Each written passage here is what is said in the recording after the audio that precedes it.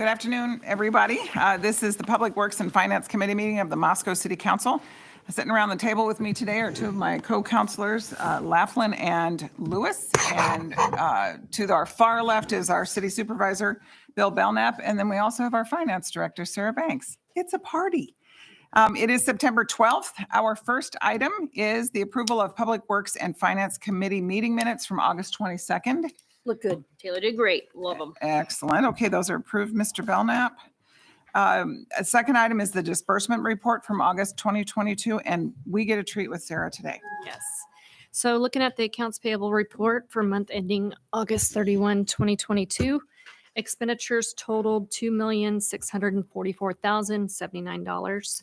Our largest expense was payroll. That was $1,275,924. And we actually really only have two large expenditures to call out for our August. Our first one is our third quarter payment for Whitcomb, and that's the user fees for that, and that was $174,585. And then we had a supply line upgrade for the Taylor boost station, and that cost was $138,468.18. Okay. Do you guys have questions? Why do I even ask that question? I have one. Sure. So I was looking at the receipts report, and so since we're coming towards the end of the year, the only reason it stood out is the only charge we've got a column for fines and penalties, and it looks like for $14,000 some came through in August, and so I just don't know if that's when you cyclically see about $14,000 in fines and penalties, or what. I'm used to seeing zero in that category, and so it stood out to me that in the general fund we've got it hanging out. $14,000. I'd probably have to look in to see specifically what that is. I do have other documentation, but not for that one. You're good. I just So wasn't I sure can if it look. was, yeah, and I figure if it was something at the end of the year where it's just coming up on the end of fiscal year that it would something. So I'll send you an email. It was idle Yeah. curiosity, no concerns on my part though. Okay. Yeah, if you would follow up, Sarah, that'd be great. Yeah. Thank you. Consent agenda. Consent agenda. All right. Is that good with you? too? Yes, that sounds Okay. perfect. Thank you. Okay. Thank you, Yeah, Sarah. thank you. Our next item is a public meeting on the proposed lot division at 411 East 7th Street. Amy, hi. How are you? I'm good. Thank you for having me today. Yeah, definitely. As you said, we have a lot division today for 411 East 7th Street. Subject property here is outlined in red. It is just east of Adams Street, north of 8th Street, right on 7th Street between Harris and Adams. As you can see, there's frontage on both 7th Street and Adams Street. This is the proposed, or the lot as it sits today, just under 13,000 square feet. It is in the R4 zoning designation. The applicant is proposing to split into two lots. One lot would contain the residence that's existing, and that lot would be 5,425 square feet. The second lot would be 7,430 square feet, and it currently has an accessory carriage house on the rear portion of the lot. The real person, like the little L that went up there. Yes. The L that goes out there is the Corner, drive, bottom right. the access to that lot. The carriage house is in the, far western corner, or I'm sorry, southern corner, sorry. This is an exhibit that was provided by Rimrock, showing where the structures sit and the lots as they would be laid out and recorded. As I said, those lots are both in the R4 zoning designation. They have a lot width minimum of 50 feet, a lot area minimum of 5,000 square feet or 800 square feet per dwelling unit, whichever is greater. Setbacks in R4 are 15 feet for the front, 20 for the rear, and a combined total of 15 for the sides, with no side being less than 5 feet. Both of those lots meet all of those requirements. So staff's recommendation today would be to hold take public comment if applicable, and approve the lot division with the condition that the carriage house that's currently on the rear portion of the lot be removed in order to meet zoning requirements. And with that, I'd be happy to take any questions you have. Could you read the first slide for me, I please? sure can. Do public comment first. No, go ahead and ask your question. We'll open the hearing. Okay. So how does someone access exactly? What is the name of that? Is it an alley? How do they access? So there is frontage right here on where that big purple dot is. So that's frontage on Adams Street. That meets our lot minimum for frontage on a flagpole lot. It's 20 feet wide. So there's an access driveway there. Both lots also do have alley access. If I get this right down here, there's an alley that way as well. So both lots still have alley access. The lot off of Adams would be accessed here, and then obviously the lot on 7th Street would maintain its frontage. Let's see if I- So you're saying the carriage house is to be removed because of the setback? Essentially, an accessory structure is only permitted on a lot with a dwelling unit on it. That is the definition of an accessory structure, to be accessory to the dwelling unit. So in this case, when the lot is split, it would be a non-conforming structure that would need to be removed if somebody were to build. But if somebody built on there, then they could keep the auxiliary dwelling unit. It would right? need to come down before the lot division could be, before it could be recorded, so that it would be conforming. Because I think currently that the house is up for sale, and there's no guarantee that it would be sold to the same owner. So to have a lot with an accessory structure that's already non-conforming would increase that non-conformity. Okay. That's too bad. Do you have any questions? Okay, let's go ahead and open the public hearing. And we will accept public comment. I'll say pro, con, whatever. Let's just open it up. If anybody would like to come up and give us public comment, you can. You have to tell us who you are and where you live. You get to tell us who you are and where you live. Okay, nobody's rushing the table. Okay, Well, I'll say. come on up and tell us who you are, sir. And I'm Rod Olps, OLPS. Mhm. And I live in 626 South Adams, okay, kind of which across is 7th. okay. So right 7th and Adams. Okay. I'm right there. So I'm kind of side of my street. This one here? Yes, that's, no, the other Oh, the- side. This one here. No, No, right there next to That the one. woodland. Okay, okay. Oh, so we've been there for 13 years. I guess ours is zoned R4 as well. And my son is in the development business, so I promise not to get him in trouble by anything that I said today. But what's not obvious is the L part. uh-huh.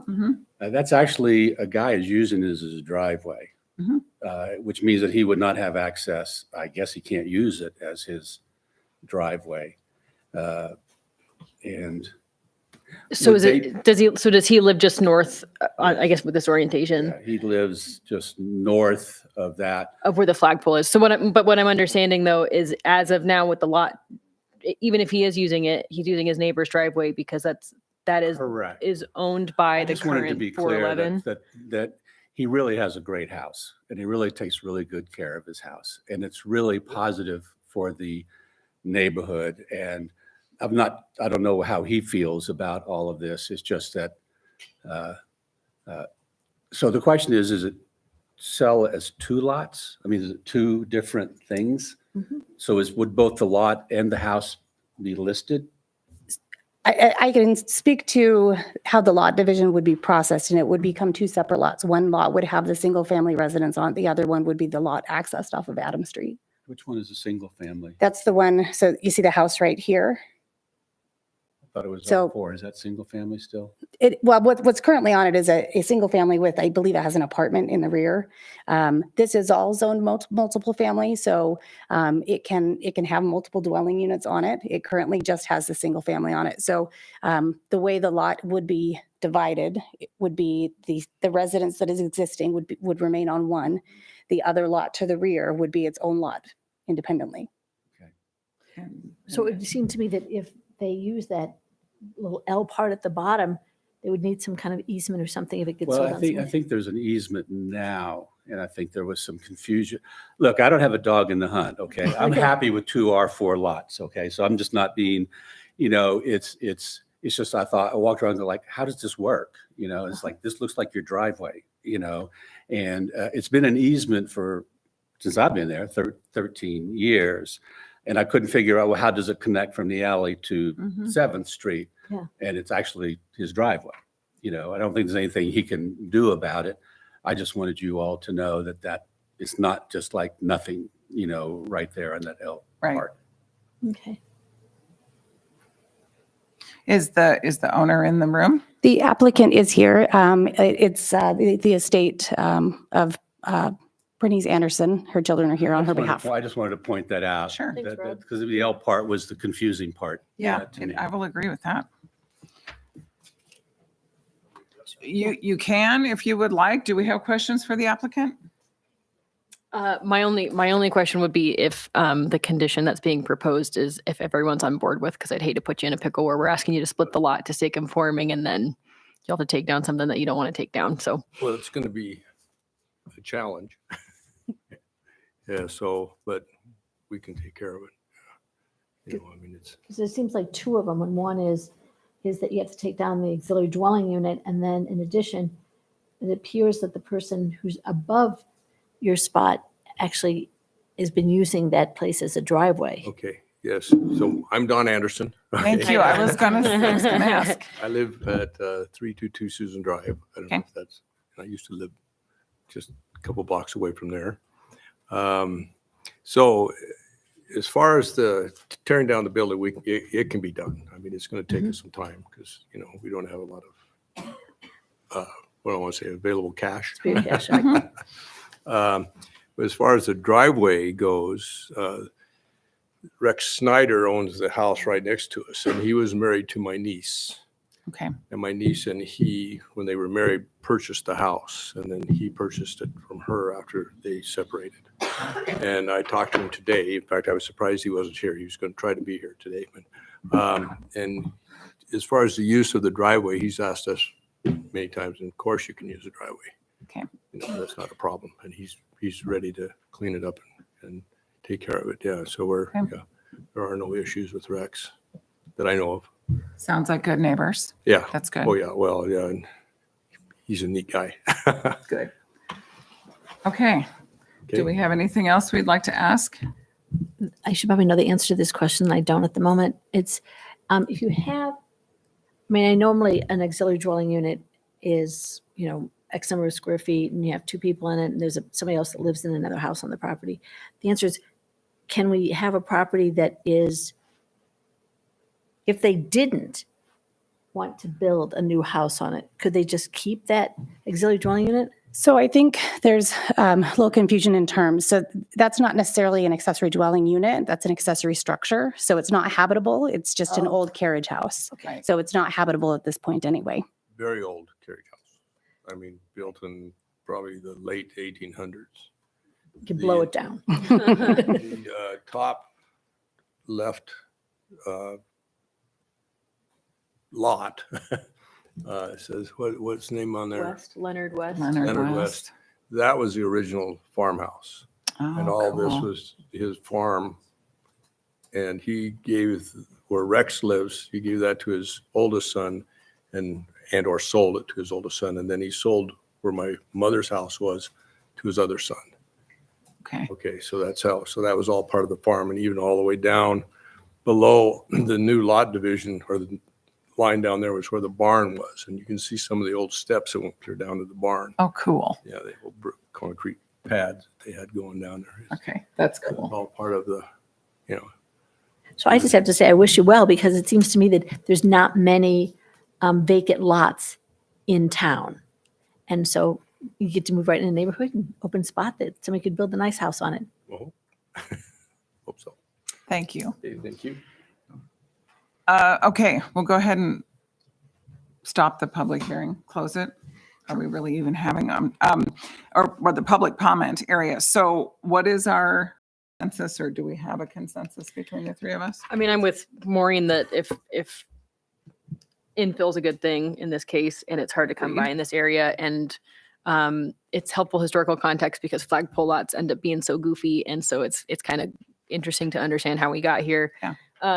And I went to school with Rex's kids, so it's good family. And it's funny because I've never in his driveway. I mean, it does look like it on the lot, such that he's not going to have a great time if he wanted to build a unit next to him. But I mean, the lot is being what it is. I don't know that we have any dog in the fight, so to speak. So I think that we ought to recommend approval with the condition of removing the Yeah. carriage house that isn't habitable in any way.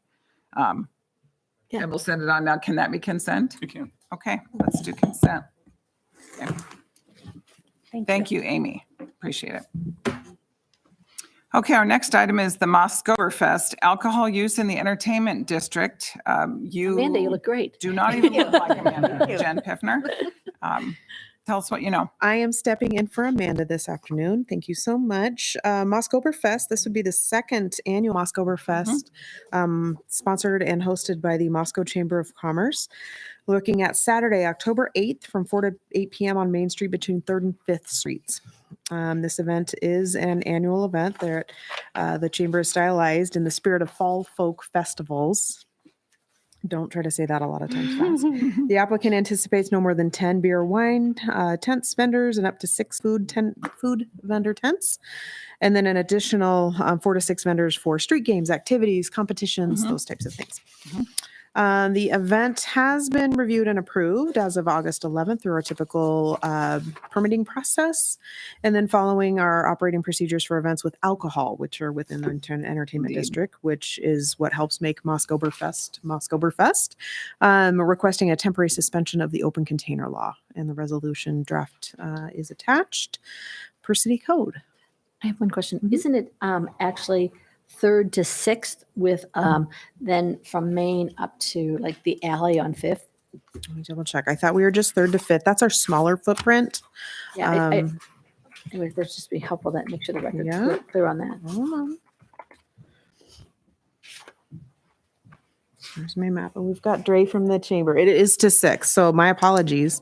So that would be 3rd to 6th and Then the same market footprint. And so what we traditionally do is keep the market closed since it's on a Saturday as well, roll into the next event that afternoon. It looks like the application reflects 3rd to 6th, and maybe just a And then That's and just then in our CCSR. and So 5th I up to apologize alley. for not Fifth getting, up to the yes, 5th to the alley because of the parking restrictions and the Right. inability to turn around or go anywhere once you get that far into 5th. So Good this to know. represents closing Main Street for an additional roughly 2 hours, right? Between the end of market and the beginning of the Right, we do roughly. the vendor move out starting at 1, takes us usually till about 2, kind of depends on the vendor mix that day. And then instead of opening that up, allowing parking and then trying to close it again, Yeah, we have a get them all 2-hour out of shift. there. It also allows for setup time with the chamber to get their vendors in. which I think said starting at 2 on the application, 2 to 10 for the time block. Okay. Yeah. Do we need, this could be consent? Again, Okay. Jen, Consent. we're going to go ahead and put it on consent Wonderful, for you. thank you. Yes. Thanks for putting it on, Great, Dre thank and you. chamber Yes, team. Thank you. Yeah. Okay, our next item is the University Street Maintenance Agreement Update. Tyler Palmer.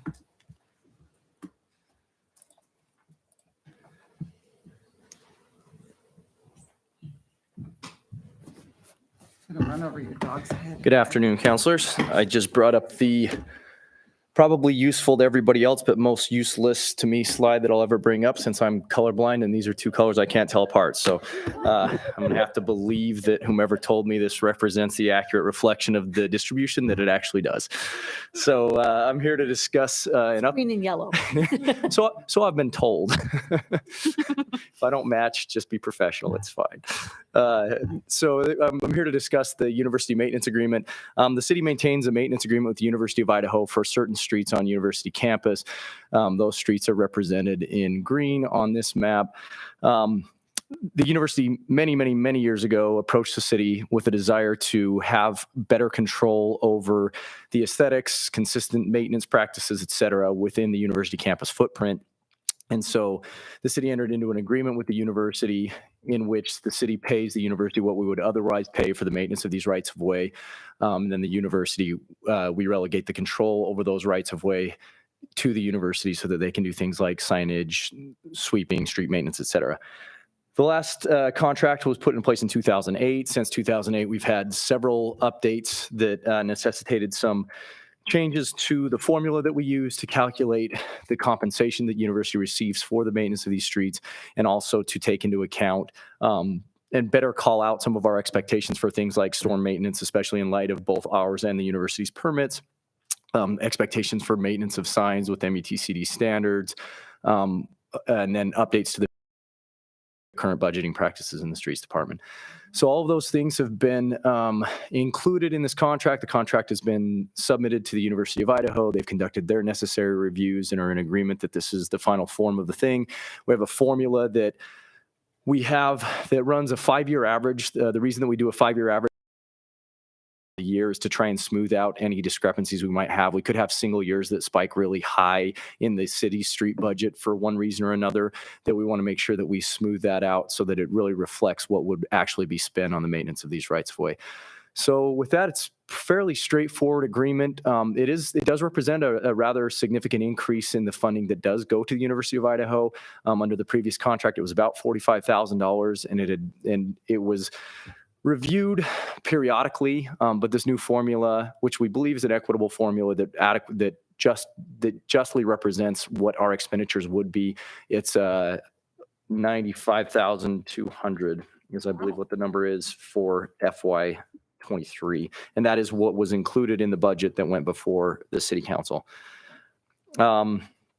So yeah, with that, $90,208 is the amount that's in the FY23 budget, and then that amount will just be revisited annually as we prepare the subsequent year budget. And so in the spring, we'll revisit that number, run the numbers once we have a budget that the council has approved, and we will apply those numbers. Is there an automatic 3% increase every year, or am I confusing one of the other ones here? There would be any increase that was applied to the street budget lines that are used to calculate this number would see an increase. And so there's not an automatic increase. It's just we look at the budget numbers that are applicable to the street maintenance that we conduct, and then we've calculated out the percentage of the streets that these streets represent, and then they get paid that percentage because that's the percentage of the budget that we would expend on that percentage of streets. I don't know if that makes sense. Some of this is probably fuel cost. There are activities that certainly That sort of include fuel costs. You know, there's things like we don't do snow removal on those streets. They do the snow removal. They'll be responsible for a lot of routine maintenance type activities that would be included in that. Things like patching or surface treatments that they're responsible for that are impacted by the cost of oil. You know, things like asphalt, crack fill, that sort of thing. And the university's on board with this too? Yeah, I mean, the university originally approached the city and requested this because they did want that control within the campus footprint. And this has gone through full review by the university, and they're in agreement that this is a fair approach. Okay. My only question is, I mean, does it make things trickier if there are people who call or employees who call and are frustrated about the pace of snow removal or something? And I know Rusty talked last week about having some staffing concerns, I'm sure we all are facing, but is having co-management going to make things trickier if you're trying to address like complaints from someone about one part of town and it falls into the university, but they're calling the city, expecting the city to handle it? This has been the distribution of maintenance for so long that I think it would actually be quite the opposite. Like people think that that's part of the university, and so it would actually The expectations already the there. expectation Okay. is that university provides maintenance in these Cool. areas. Consent agenda? Yep, works for me. Thank All you. right, thank Thanks, you. Tyler. Thanks, Tyler. Okay, our next item is an update to the 2016 Bike Routes and Facilities Plan. Mr. Riddle.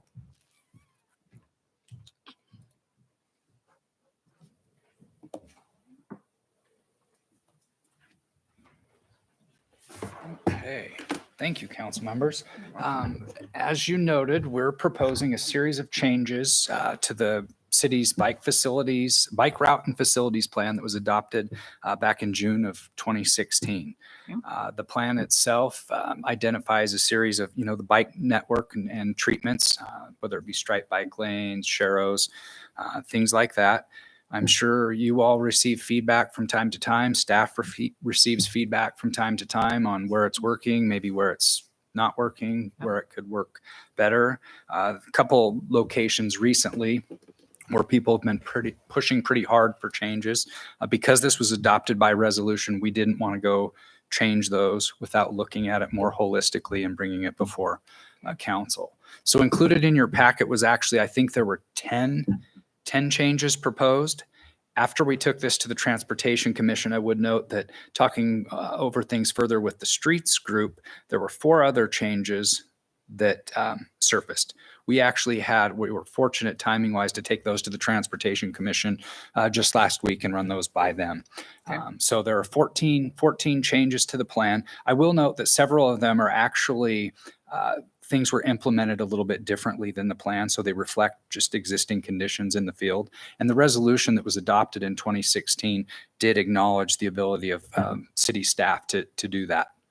So I'll walk through those with you briefly, and if you want to stop with questions on any specific one, I would note that a lot of this, I had a lot of help from Tyler, Steve, and Scott, who are much more intimately familiar with the bike network here, but this has been a wonderful opportunity for me to get out as an avid cyclist and test just about all of these, not all of them. But so the first proposed change would be for Almon, north of A Street. It's currently in the plan, suggests bike lanes. We're suggesting, given the demand and current utilization for on-street parking, that the plan be amended to include Sharrows as opposed to the bike lanes. The next one is Almon and Asbury between 3rd and 6th. I believe the plan currently proposes Sharrows in this location.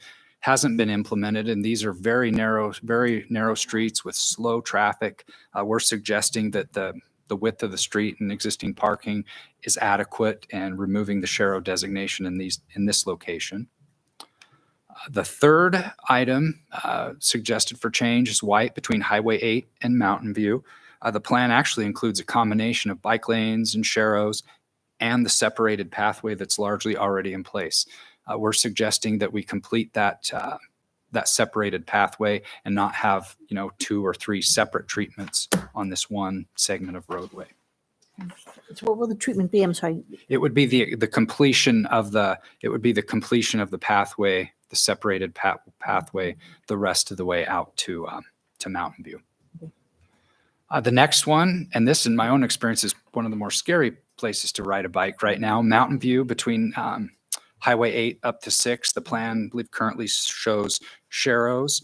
Consistent with some of the other improvements that have been done on Mountain View, we're recommending that the plan be changed to reflect bike lanes the rest of the way out to the highway. The Can next, you go back to that picture, please? So where do the bike lanes go? Are they going to have to build over to the side where the shoulder is? They're just going to build it into a bike lane? it would be part of future widening projects, Okay, future right, improvement okay. projects. Thank you. Yeah, there's certainly not room within the existing cross Yeah, I section was a little lost on that one. as it sits today. Yeah, this would occur with the widening project. Okay. Not for this segment, no. Okay. I think it's fair to say that as grant opportunities arise, It's on the wish this would list. be one that's kind of at the top of our list to Okay, pursue, great. because we're very close now with all of Mountain View. The next one is Blaine between White and Herald, similar to Almond. I think this one shows a combination of bike lane and Sharrows now in the plan. We're suggesting that we stick with Sharrows for this segment, and that we have a number of front-loaded housing units as well as parking demand at times for the fair. Number 6 would be D Street between Mountain View and Grant. This one actually has a combination in the plan now of bike lanes and Sharrows. We're suggesting, given the improvements in narrowing that has already occurred, that Sharrows be the treatment for this entire segment. Item 7, and this is the one that we have received some feedback on, would be F Street, roughly from Eisenhower down to the pathway where it terminates. Right now, and this is a situation where you do have it has been striped with bike lanes from Eisenhower down to the pathway. The request we've received from several members of the public is to remove that and have Sharrows the rest of the way. From a staff perspective, we did support that. It's very low volumes, in terms of traffic. And if you can look at the image in the lower right on F Street now, you do have Sharrows in place that go roughly from Eisenhower down to the Herc. So we're suggesting that continue. 8 would be Mountain View between Public and Slonaker. The plan currently shows Sharrows along that segment. We actually have the city combined with the developer will be improving this segment, and it will include bike lanes. And so we're And recommending sidewalks? that. Yep. and sidewalks as well. Awesome. So really, that's current conditions. We're recommending that be incorporated into the plan. And that'll come in two phases. The eastern frontage was going to be done in conjunction with the developer, and then we submitted an application for a TAP grant for the west frontage, which we were awarded. So the timing of that will take a few years to get completed. Yeah, I used to walk the dog there growing up, and it was sketchy then, and I'm sure it's it's very sketchier narrow. now. So yeah, that's awesome. The next one would be Lanny between Slonaker and Orchard. I believe this one currently in the plan shows a separate striped bike lane, as well as the wide pathway that's already been installed along with the development. We're recommending that we rely on the separated widened pathway in this instance, and that be reflected in the plan. The next one is Polk, north of Morton. This one's fairly unique in that it recommends a buffered bike facility in this location. We're recommending, and actually the speed I tried to capture it in my little Google stalking. We're recommending that we, again, given the prevalence of on-street parking, that we look at Sharrows in this segment, along with ultimately, as warranted, a reduced speed limit. And because what was the name of what was in the plan already? The Kind of the buffered, it's which the is like what buffered we've bike got lane. right here in front of the high school. Okay, Correct. great. And as a casual cyclist, that one's confusing for me to use as a cyclist sometimes. So I appreciate. And it can be very confusing on a corridor where it changes back and forth and back and forth. Yeah. And consistent treatment is often. And typically in those buffers, you'll see cross hatching or different color treatment to it to distinguish the buffer from the actual bike lane. It's something we haven't necessarily done on the one heading up by the high school. 11, this is one of those instances where it simply reflects what's in the field today. This segment was implemented with Sharrows, so we're recommending we update the plan to show that. 12, and this is where we get into some of those that our folks from streets that are out there every day working with this picked up on as they looked at it a second time. Simply recommending that the Sharrows extend from Blaine and indicate Mountain View, or from Blaine down to Mountain View. This would really go from Blaine down to that pedestrian or bicycle bridge across the creek to Mountain View. 13 is another one that we simply want to update the plan to reflect existing conditions. It is a combination, and see if I can get this right. It gets confusing from third down to fourth. You have Sharrows in one direction and bike lane in the other. And then between fourth and fifth, you have Sharrows in both directions. And so we're simply recommending the plan, the illustrative plan, reflect those existing conditions. 14, the streets group was recommending on the downhill portion here, they receive a lot of feedback and it's difficult to enforce that Sharrows be used on the downhill side of Indian Hills, and that it will then allow the on-street parking that's in demand there. And honestly, in a downhill segment like that, cyclists are typically able to carry the same speed. It's more Right. comfortable with cars. So will you get rid of the one on the left side, On the right side? right side. Okay. But the uphill climbing bike lane would be Stay retained. there. Yeah, Okay, that's reasonable. cool. And I believe that is our last recommendation. I would note that some of those changes, it was just interesting, that are in the plan. There is a statement in the original resolution and the one now that as conditions warrant in the field, if they find incompatible infrastructure, the adjustments can be made in the What field. allows us to be able to do it. With that, we are recommending that series of changes be forwarded Do we to need to not council. have the word is in there? If the routes and facility plan is? That's a very good point. Yes. Just want to clean that up though. Yep. To finally go on. Okay, I guess I'm wondering if this maybe ought to go on, what's our agenda look like? I think this would be fine to go on regular agendas, just because of the Be a good potential public discussion. interest. Any comments you might hear? We have received feedback from the public on several areas, which kind of led to this further analysis by staff. We do have one public hearing for the open budget, second reading of the daycare ordinance. So this would really be our third regular agenda item. I think we could accommodate it. Yeah, I'd be happy to see it on regular. Yeah. And I am thankful that the city was receptive to the community feedback, especially on Eisenhower down. And I imagine one day, if and when there's a bridge across a creek, it'll be a different conversation. But and especially with the bike path running behind it, I actually don't, other than people living in the area, I don't know what their bike volume looks like. And then the other, this is so much easier to read than the one from 2016, like just from a visual, like color schemes perspective. So I really, really appreciate that. And I don't know if it's just my iPad. Thanks for walking through the changes because I just have dots on mine. So I appreciate getting to understand what's getting highlighted in as the significant changes. So I think a regular agenda conversation would be great. Okay. Awesome. Thank you. Thank you. All right, our next item is T-Mobile Wireless Communications Facility Lease Agreement. Mr. Belknap. Thank you. So we were approached by T-Mobile with a desire to install wireless communications equipment on the rotary tank located up at F and Orchard. So we worked through the process of developing our standard wireless telecommunications agreement, lease agreement with them. This would provide for, I think, his initial 5-year term, another 5 potential renewal 5-year terms. The initial lease rate would start off at $28,800 per year, and then that would be increased 3% annually. There's my 3%. There's your 3% increase annually. So it's a fairly standard agreement. We have multiple wireless carriers on various water tank facilities, so nothing unusual with this agreement, but happy to answer any questions the committee might have. I have a couple. Just let me see if I can get here. Is this a 5G or is it just a regular one? That doesn't specify. So we would anticipate this is just normal cellular communications equipment, just because the larger on the water tank equipment tends to be that prior generation. The 5G tends to be the smaller, lower height antennas. So it doesn't specify in the agreement, but I would expect this is more typical cellular services. Okay, because it didn't make that clear. Then on page 65, under number 2,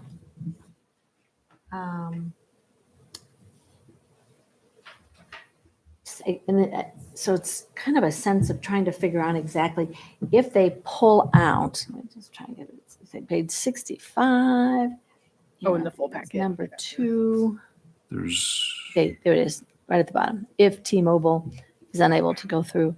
My question there is, I just assume the answer is, if T-Mobile terminates because it can't get the permits, they still owe us the money for the time they've spent doing it? So they have to pay us upon execution of the agreement, and then they have essentially they're buying the right, and we're reserving the space on the tower. So they have to pay us for the first year's lease. They could essentially terminate it the second year if for some reason the installation didn't move forward. They could certainly terminate the agreement at that time, but they have to make the first year's annual payment upon execution of the agreement. So even if they realize they can't get permits in the first year, they still have to pay for the whole first year? Correct, and that was kind of a negotiation point with T-Mobile. They wanted the actual lease payments not to be due until they installed on the tank.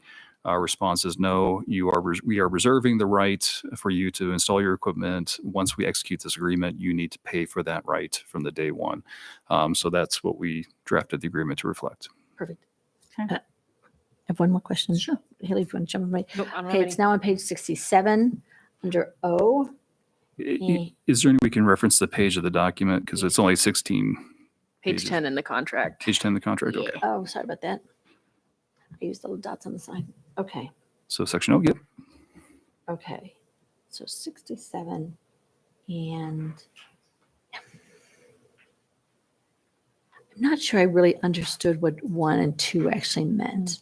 Got a little lost on that when I was trying to read So it. this is the city's rights and remedies upon occurrence of a default and giving of notice if required, and the expiration of any applicable current cure period without T-Mobile affecting a cure. City shall, in addition to all the remedies available to law, have the right to the following. So we can accelerate all charges due from T-Mobile for the remainder of the then current term of the agreement, and T-Mobile shall pay it upon demand. And term of the agreement would be, The 5-year Okay. period. so they would have to pay the whole thing even if you did it in the second year. If they're in default, we give them the opportunity to cure. They do not cure, then we can pursue. Then underneath this, it gives us the right to make a claim to all charges due during that term.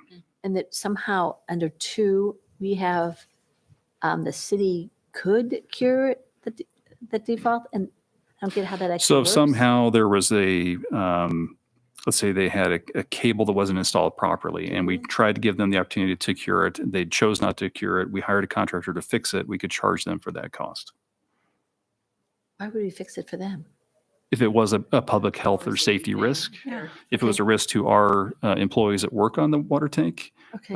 if they didn't cure it, then we are just reserving the right to fix it and charge them for whatever costs we incur. Okay. It's just kind of a weird thing. I think if they defaulted, it's like, okay, good. I got it. I think there's probably a wide range of occurrences that could cause us to Right. declare them Okay. being in default of the Right. agreement. So Okay. Oh, thank you very much.